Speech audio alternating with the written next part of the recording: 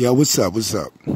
Yo, you know I like to write about anything. So this time I'm gonna write about Wall Street, about the crash. But you know I got to start from the beginning. So you got to go back to the year 1919. Okay?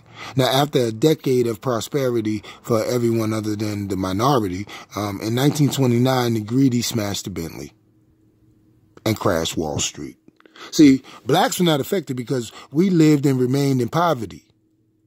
But this government is so evil and greedy that they borrow money from you and me. Buy bonds and then get the interest when you redeem. It's a money-making scheme. But the winning team always wins for a reason.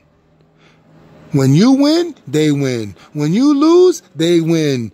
They can't and won't lose. If you make a move, they counter the move with law. You counter with emotion.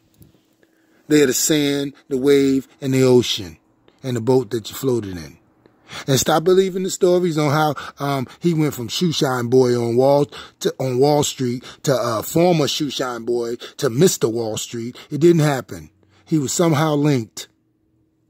Flip the scene. How about little Kareem? He's this shoeshine boy on Wall Street at 14 and 23 and 53. You know what I mean?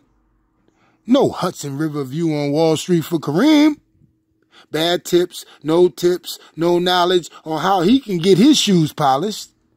That thought is involuntary abolished. White privilege can't be shared with any indigenous.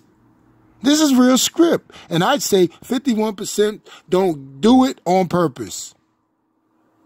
Some taught it, some say it, but yo, most don't do it without even knowing it.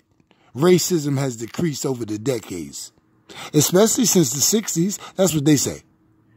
You know my favorite player of all time is Barkley. You got to change the subject when they talk like that, because they play with intelligence, and they believe to the point that you are subsidiary for the duration. So you do the addition, contradiction, plus manipulation, plus amalgamated with law and banks and education equals domination. Peace. Creation Bay.